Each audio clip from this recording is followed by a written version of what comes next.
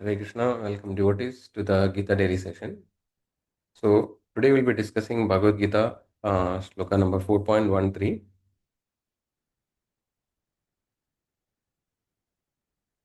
So let's take the blessings of the Lord. Jagannath, Vallabh, Subhadramaya, Sudarshan, Gaurantaya, Lakshmi, Narasimhadev, and Panchatattva. By their blessings, we can understand the difficult spiritual topics. So let's start the prayers.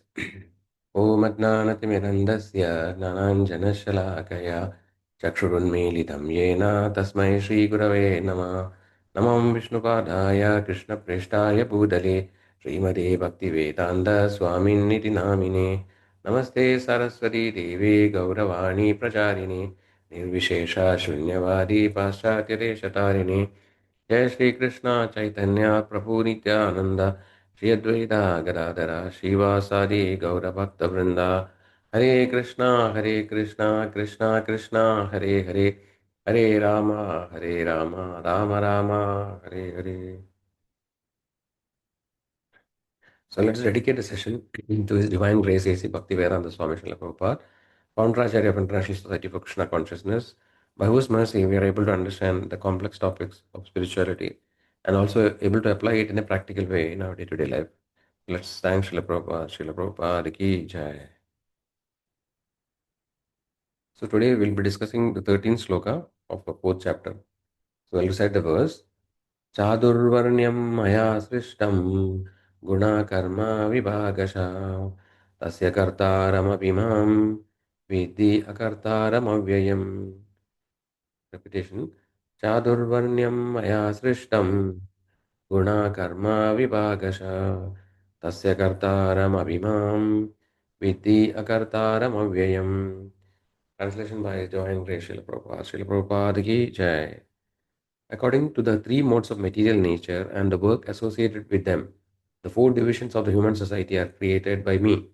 And although I am the creator of this system, you should know that I am yet the non-doer, being unchangeable. Let's see the word meaning. Chadurvarnyam, the four divisions of human society. Maya, by me. Srishtam, created. Guna, of quality. Karma, and work. Vibhagasha, in terms of division. Tasya, of that. Kartaram, the father. Api, although. Mam, me. Vidhi, you may know. Akartaram, as non-doer. Avyayam, unchangeable.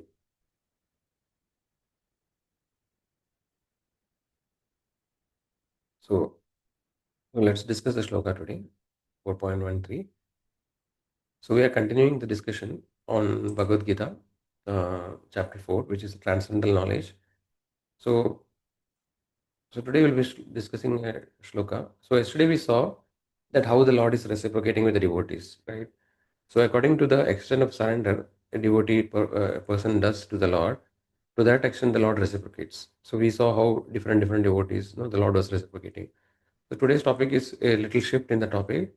So here actually the Lord is telling the the Chatur Varnyam, actually the four Varnas. So we know in the Vedic system there is this system called Varnashrama system, so which is consisting of the Varnas and Ashramas. So there are four Varnas and four Ashramas. So the Varnas are Brahmana, Kshatriya, Vaishya, and Shudra, and Ashramas are Brahmacharya, Grahastha, Vanaprastha, and Sannyas. So basically, as we discussed, no, so the material world is under the control of Maya, and and there is actually a system. The Lord has given a system how to live in the material world, so that people can be happy in the material world and harmonious. And also, the Vedas also talk about higher principles, how actually we can get out of the cycle of birth and death.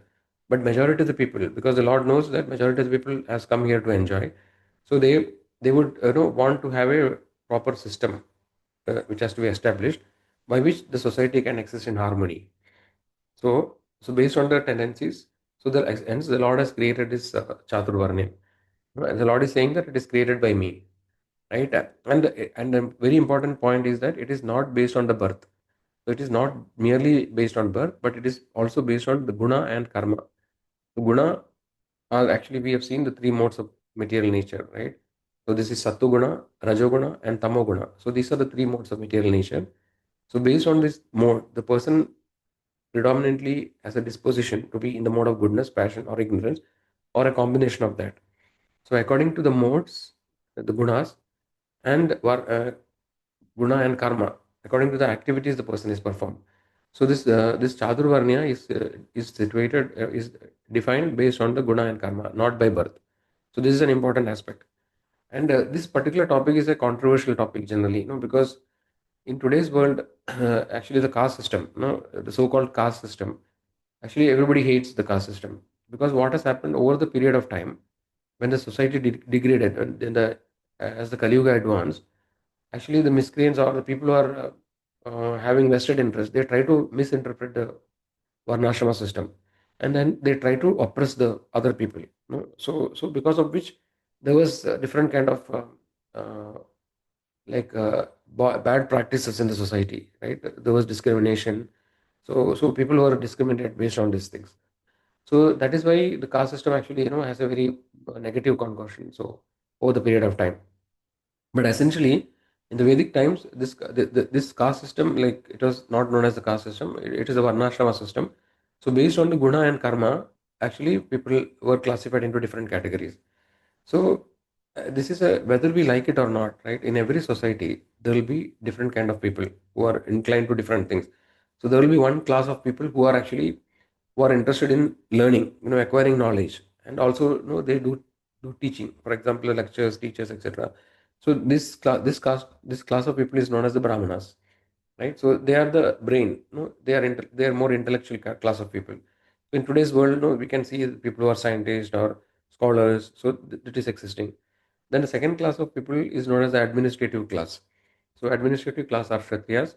So the Brahmanas are considered to be in the mode of goodness. So, and Kshatriyas actually are the people who are administrative. So today's world also we have politicians are there. Then that the administrative class of people, right? The IAS, the IPS. So these kind of people, they exist. So some people naturally have this inclination to manage others, right? So this management kind of tendency is actually part of Kshatriya class of people. Then there is Vaishyas who are the traders or the business guys. So in today's world also we see some people are inclined to doing business, right? So and also one more thing is that when a person is born into a particular family, because of the tradition, that person actually automatically catches that. But then essentially we need to understand it is not just based on the birth, right? It is based on the guna and karma. That is, the Lord is clearly defining it, and it is not meant for discrimination, right? And the last class is known as the Shudra class. Actually, were actually the people who are doing service to others. Like doing working under somebody, right? So they actually do service. They help others actually achieving their responsibilities and goals. So based on this four varnas and ashramas the Lord has created. So what is important to understand is that so why we have to understand this topic is to really know that these classes are based on the guna and karma, right? It is not based on birth. So one more thing is the ashramas. So we talk about four varnas and the four ashramas I mentioned, right? Brahmacharya. So in the Vedic time, everybody was trained. When they were in the small age, they were trained actually how to become a responsible person.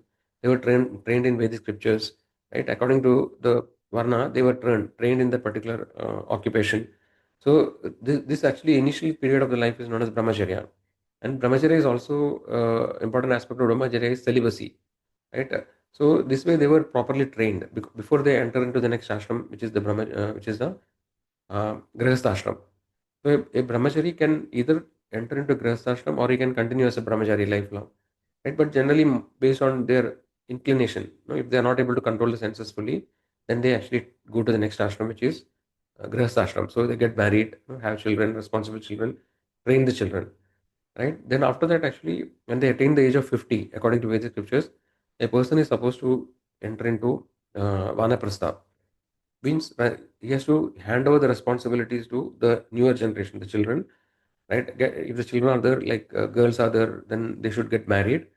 Then actually the person has to enter vanaprastha. So in vanaprastha, the original idea of vanaprastha is to go to the forest, but the essence of the vanaprastha is actually become detached from family life, right? And then focus on spiritual topics, right? So then if it is inclined, if they have strong or they are very serious in attaining the goal of life, then they can take sannyasa. But sannyasa is not necessary. They can remain in vanaprastha and also attain the perfection. So this way the four, in order to establish, have a proper order in the society, right? So that everybody can coexist, they can mutually support, and harmonical relationship can exist. The this varnashrama system was established by the Lord.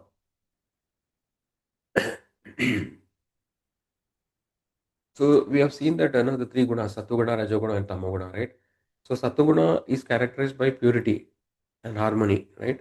Then wisdom and spirituality, right? Virtues, and so these people are very calm. So we'll see what are the qualities.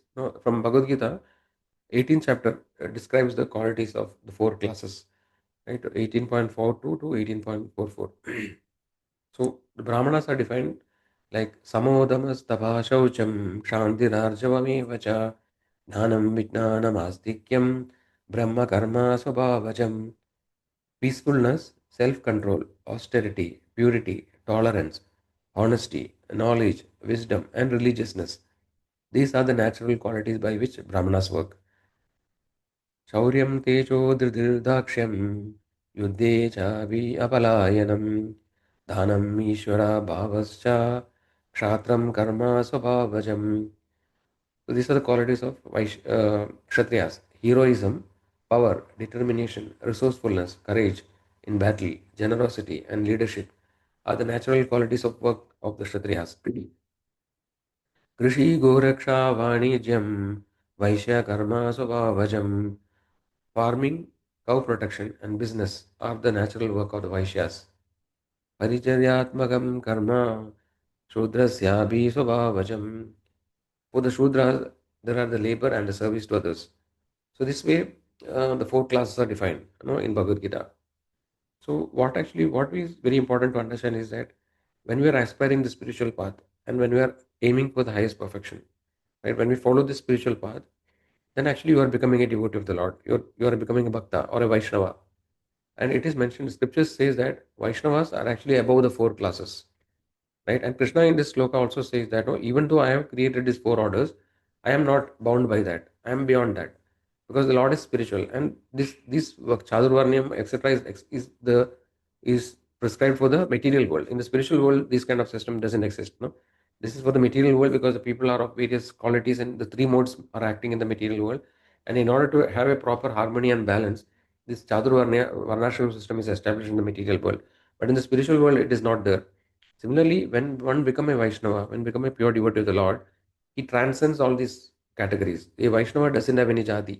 No, he is neither a Brahmana. So in Chaitanya Mahaprabhu says, Naham Vipro, no, like that he say.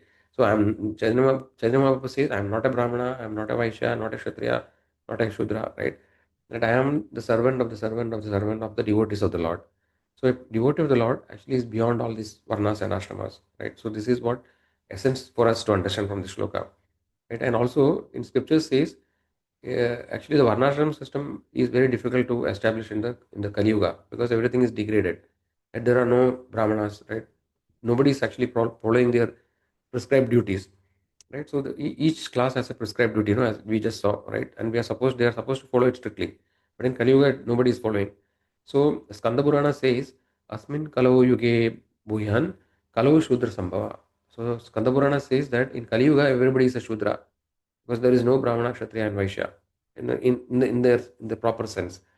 So for us, what actually the essence of these things is that even though there is Varnashrama system, we need to understand what is the purpose of it, original purpose of it. If this is known as Daivi Varnashrama, actually, the Varnashrama system is also meant for the gradual progress.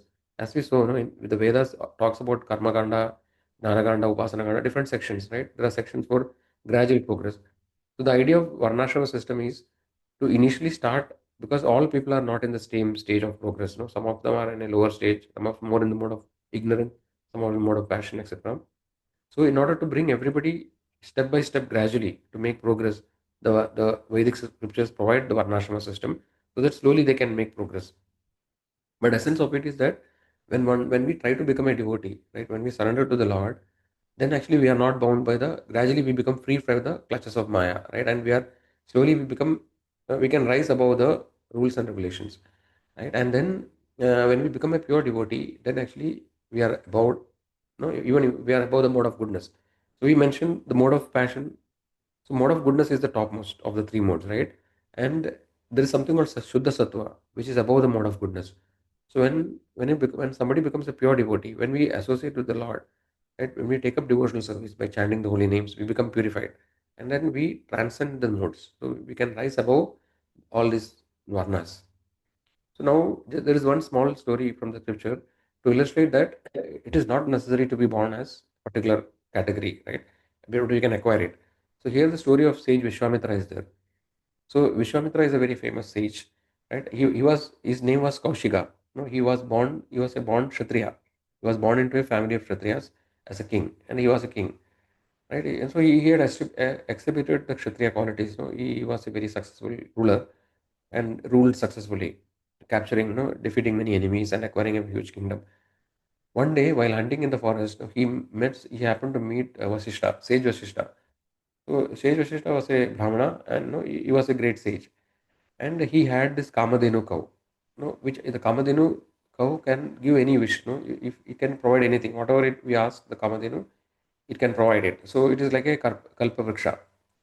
So when Vishwamitra came with a huge army, Vashishta was able to serve him properly. He was able to produce so many nice food items. He gave a grand feast for all the people who assembled. So then Vishwamitra was really surprised how this poor sage, who is living in a small hut, how is he able to provide all these things? And he finds out that the Kamadhenu is able to give all these things. So then Vishwamitra wanted to take the Kamadhenu, and he wanted it. He asked Vashishta, but Vashishta refused to give because he tells that this cow is required for me for performing my Homa Yagya, whatever I want to do. As a sage, I need a cow and I cannot give this cow. So then he tried to capture it, by force. But however, Vashishta actually was very powerful. He was, having a lot of siddhis. So he produced a huge army, which actually defeats the army of Vishwamitra. So Vishwamitra becomes very much humiliated, and he wanted to take a revenge. So he wanted to become also a Brahmarshi. He wanted to also become like Vashishta. So this way, Vishwamitra performs very severe austerities and penance for many long period of time, and he becomes a Brahmarshi finally. He becomes a Brahmana, right? And everybody knows Vishwamitra is a very famous sage, and he actually this incident originally occurred in the Satya Yuga, but he also was in the Dwapara Yuga. So during the time of Lord Ram, we know that Vishwamitra appeared, and he took them to the forest to kill the Tadaka and other Rakshasis, etc. So this particular incident from the scriptures shows that one need not be born in a particular caste. We can acquire based on our qualities which we perform. Similarly, there is another story of Parashuram, Lord Parashuram. So Lord Parashuram actually was born as a Kshatriya to Jamadagni, but actually over the period, he actually becomes sorry, he was born to Jamadagni, who is a Brahmana.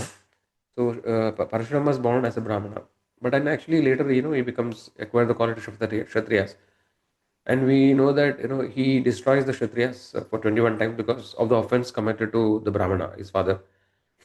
So these things gives us the summary is that so the Lord actually what Lord summarizes in this shloka is that Lord says that the four varnas is created by the Lord, right? And what we understood from the acharyas is that the purpose of varnas is actually it is not just a caste system, to discriminate people, but the idea is to have a society where actually there is a proper harmony, and then there is a peace based on the different tendencies of the different people. They are properly engaged in their respective duties, so that there is proper harmony in the society. So that is the original idea of having varnashrama. So that, and also people can slowly make progress in the spiritual path. Okay, so with that, I think we come to the end of today's topic. So, are there any questions?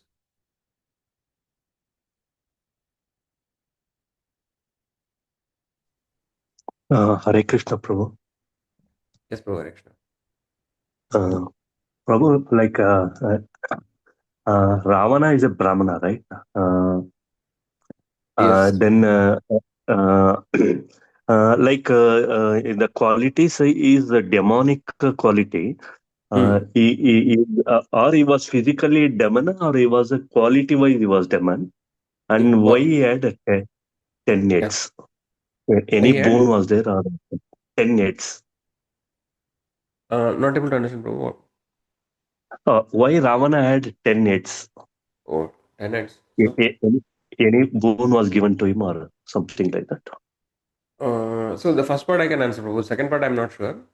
So Brahmana, so he actually was Brahmana only. No, he was actually trained in Vedic scriptures. So the qualities, as we mentioned, no, it is not by birth that it is not necessary that everybody who is born a Brahmana family will have the Brahmana quality, but the chances are more, right? So, but then because of association, etc., Ravana actually exhibited the qualities of demon. So it is also mentioned, no, in the scriptures that asura is not doesn't mean that no they will have a body like with a horn, with the long teeth, nothing like that actually. So asura means one who enjoys his own life air, no. So that he is known as an asura. So basically, one who is extremely in what do you call inclined to performing sense gratification, too much engrossed in sense gratification, they are known as asura. One who is not actually properly understanding the purpose of life, right, and fully engage in sense gratification. That is the definition of an asura. So he was born Brahmana and he was well versed in Vedic scriptures also. He used to perform yajnas, etc. But gradually, his qualities was demoniac. So that is how it is. The tenet, why he had tenet, exactly I don't know, Prabhu. That part I am not sure. Okay, I Thank you, can get bro. back to you, Prabhu. Yeah. Thank you, bro.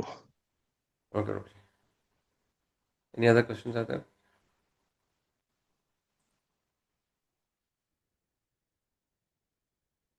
Okay, so no question, then we can end here. Thanks all for joining. So we'll meet again tomorrow. Hare Krishna, Krishna Krishna, Hare Hare, Hare Ram, Ram Ram.